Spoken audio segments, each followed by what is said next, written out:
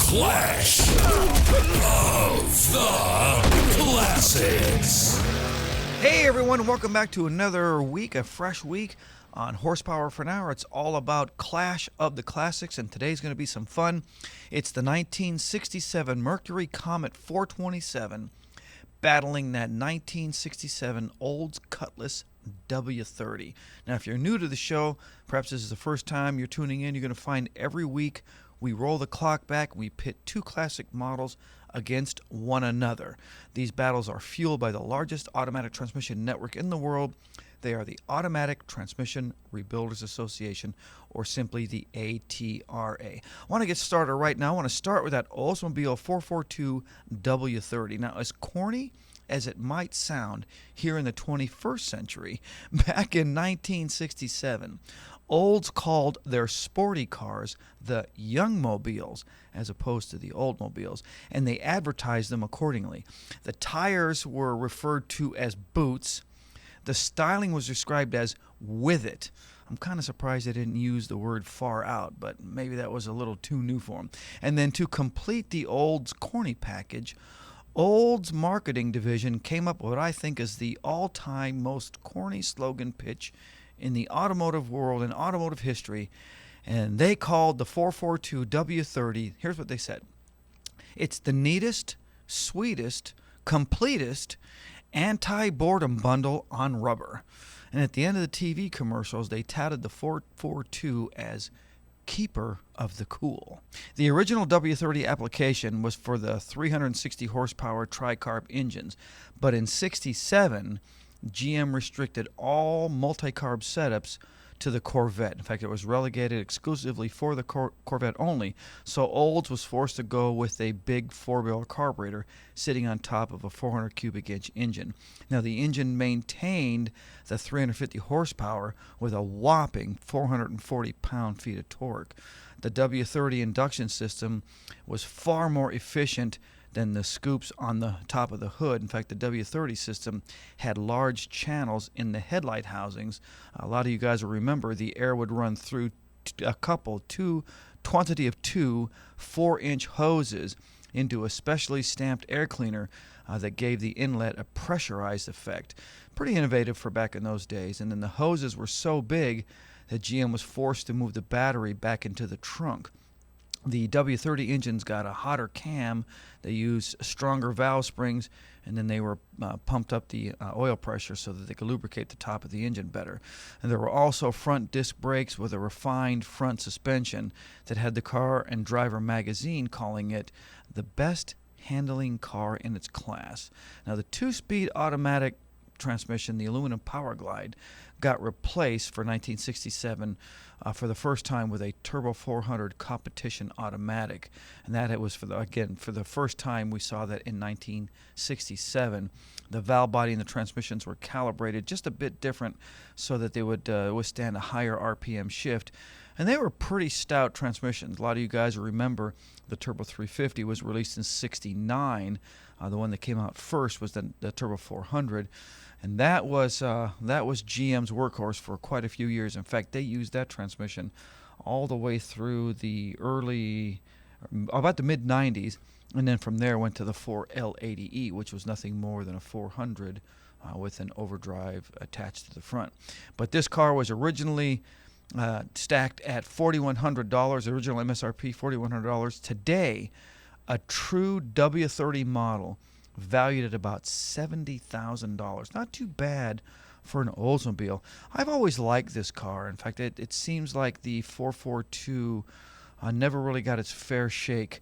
The Cutlass in the Oldsmobile divisions, the Cutlass was one of my favorites as well. It just had a real sporty kind of look to it. I liked it. And again, hats off to the Oldsmobile marketing division for coming up with what sounds like corny advertising today, but hey, they took a chance, and I liked it. Good stuff. Before we go any further, I do want to mention the largest automatic transmission network on the planet.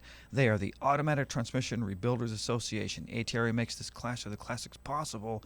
No one knows transmissions better than ATRA. They've got a member network that stretches from coast to coast, and trust me when I tell you, there's no better place to be when your car is experiencing transmission troubles than an authorized ATRA service provider. All right, let's talk about that 1967 Mercury Comet 427. This is a car that we don't see a lot of. In fact, we frequent dozens upon dozens. In fact, some years it's hundreds of car shows here in the Southern California area. I have to say, I have never seen a 1967 Mercury Comet 427 at any of those shows.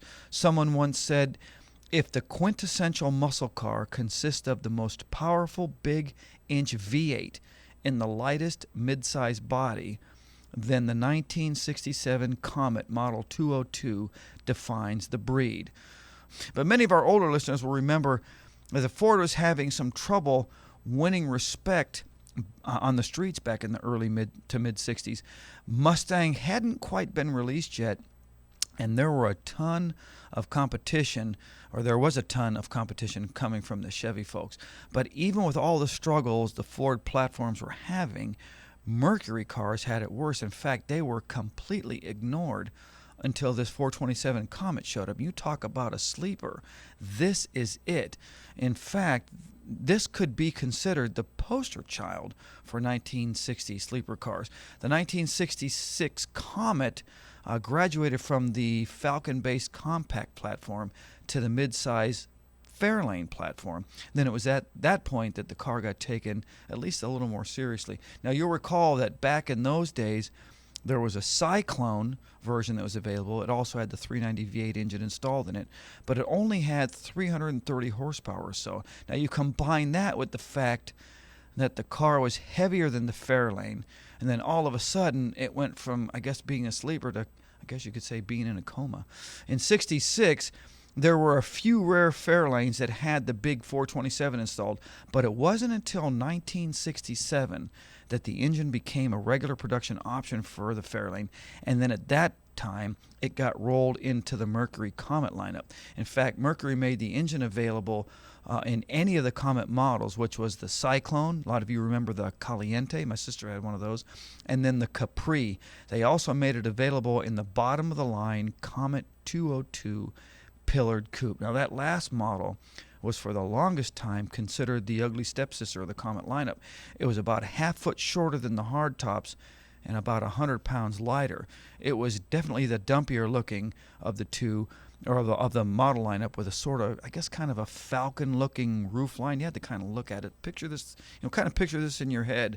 A generic-looking coupe, had vanilla-colored paint, bench seats, had these dog dish sort of kind of hubcaps, no hood scoops, no stripes, nothing on the exterior to call any sort of attention to it other than this little itty-bitty, discreet little 427 emblem. That was the smallest and maybe even the biggest difference, because Mercury even made the deal sweeter when they offered it in two different flavors. Listen to this, everyone. Option 1, 780 CFM Big Holly 4-barrel with dual high-rise intake manifold rated at 410 horsepower. That was the Cyclone 427 model. Or you could choose option 2, which was dual. Let me say that again. Dual had two Holly 4-barrel carburetors, 11-to-1 compression, solid lifters, and a 4-speed manual. That was the Super Cyclone 427. So again, imagine this Super Cyclone package in a lowly 202 model, no frills of any kind. This car didn't even have so much as an AM radio. You've just imagined the essence of what a lot of people consider to be a true muscle car. Once you see this for the first time, it should become abundantly clear why this car is so unique and so cool. Original MSRP, $3,200. Today's value, about $40,000. So between these two cars, it's time for you guys to let us know here on Horsepower for an Hour or HorsepowerOnline.com which car do you like best and why. Today's Clash of the Classics made possible by the largest automatic transmission network in the world. They are the Automatic Transmission Rebuilders Association, or simply the ATRA. That's about all the time we have. Let us know, the Mercury Comet 427 or that 1967 Olds Cutlass W30. We'll see you next week.